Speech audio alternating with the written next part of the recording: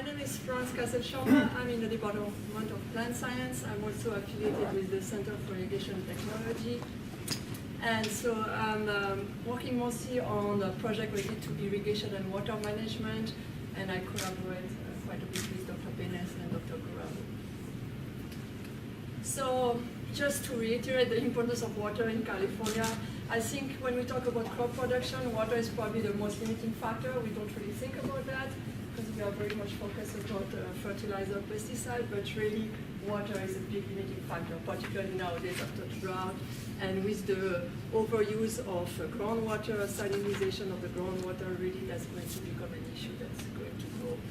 And we use a lot of water in California, 11% of all the uses within the country, so we're a big user of water, mostly for ag, and we produce so many crops that obviously that compounds that problem. So related to the drought and the use of water, we have been reducing the amount of surface water allocation in the state due to the drought, but also due to some water rights laws that we have within the state.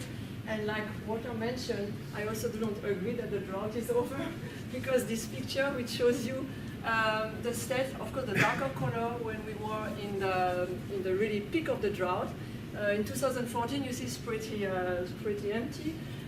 But this is just related to surface water. So groundwater, we are still pumping a lot. So we are not at all out of the drought as far as water use is concerned. And another big issue that comes with this is the salinity, increase in salinity in our soil system and in our plant system.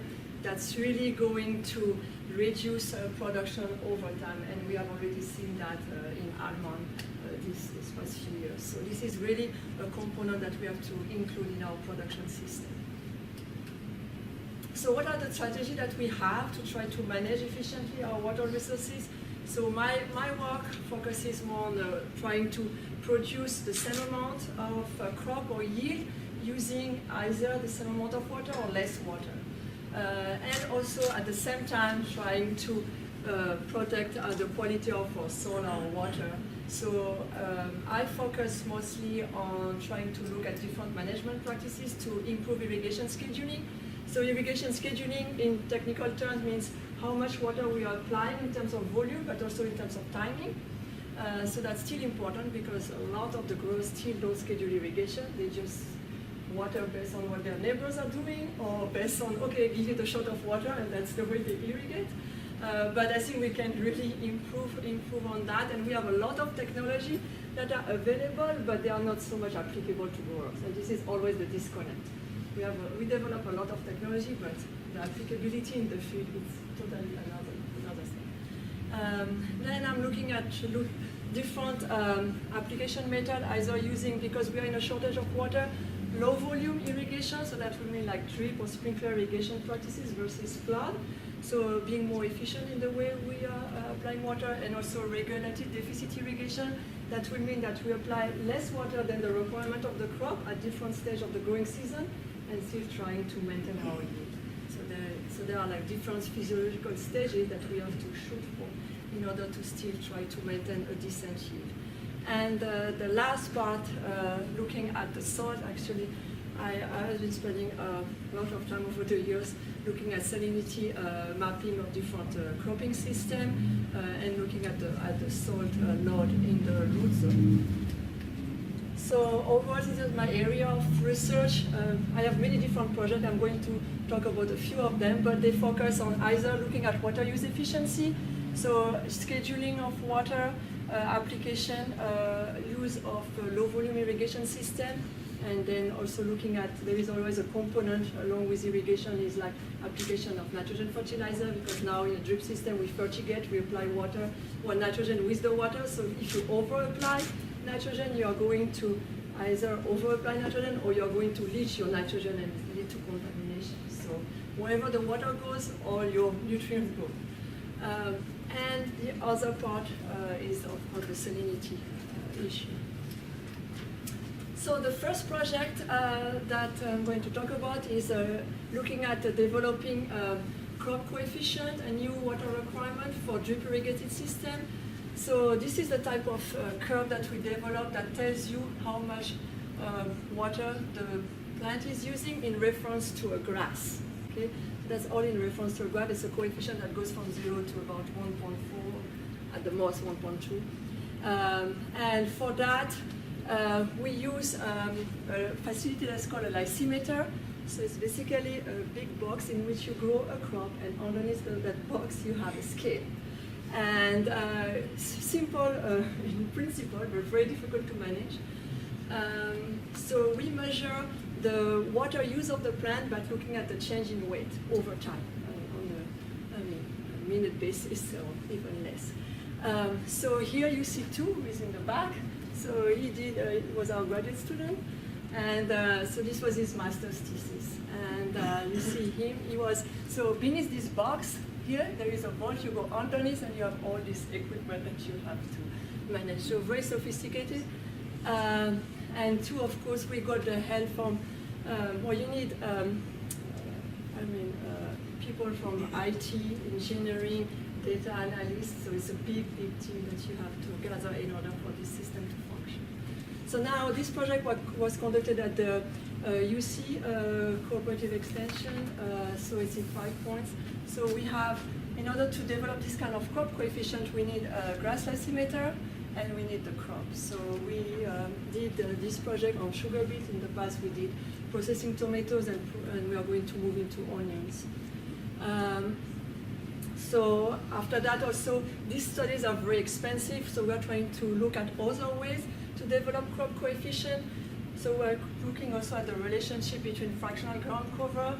Also studies have shown that you have a good relationship between these two parameters, so we take some infrared imagery and trying to correlate the two factors. So this is the first project, and also related to irrigation scheduling, more here that we conduct on the farm, is to try to automate measurement of soil moisture and irrigation scheduling using this ET method. So instead of just relying on visual observation, we have soil sensors, and we also use the ET method. We develop some program where we can directly integrate that, write a model, and we don't have to turn the valve, it's all automated. So we use this kind of few technology. The second area of research is to look at the low volume and deficit irrigation practices, where we're trying to transitioning some some crop that are traditionally grown with flood into drip, either with 100% water requirement or with deficit. So here's an example with sugar beet. So we have I know another graduate student, Anthony, who is conducting his master's on this project. And recently we started also looking at sorghum. But sorghum is kind of more an ancient crop, but we have seen that it's quite water and salt resistant, and it could be an alternative for alfalfa or cattle feed. So here you see we have always a lot of students involved in all our projects. Anthony, he harvested his last crop, so this is we are undergrad and graduate students always working in the team. The last area of research is salinity. So like Sharon mentioned a little bit, so I'm looking at using this EM instrument, electromagnetic, which is kind of a non-invasive instrument to map soil salinity. So I conducted a lot of surveys over the years, but mostly the objective or the goal of this survey is to look at site-specific salinity management or drainage management, trying to look at prediction of yield loss over time, so how salinity can affect the yield within your field, so you can use model in order to develop this type of maps. Leaching requirement, so we know that in order to reduce salinity in the root zone, we have to have some leaching practices or apply extra water to leach the soil, so we can measure those. Reclamation strategy will be more application of gypsum. And then, of course, over time, I have done some precision farming or site-specific management of seeding rates. So if you have like area of high salinity, you could apply or plant more seed and then you expect, because you expect more, less seed to emerge. So if you apply more to start with, you can end up with a more uniform emergence across your field. So you can do that with seeding rate, you can do that with nitrogen application, so different input that you have. And then, of course, salinity model validation, which will be the project that Sharon is working on. So this is our research team. So we work, our grad lab team, like Dr. Grow is also part of all these projects. And so we work with students from plant science, but also we have a student from IT engineering and even some business students. And then CIT, of course, because when we talk about irrigation, we have a lot of projects related with water management, so we have a lot of help with the Center for Irrigation Technology. Okay, that's all.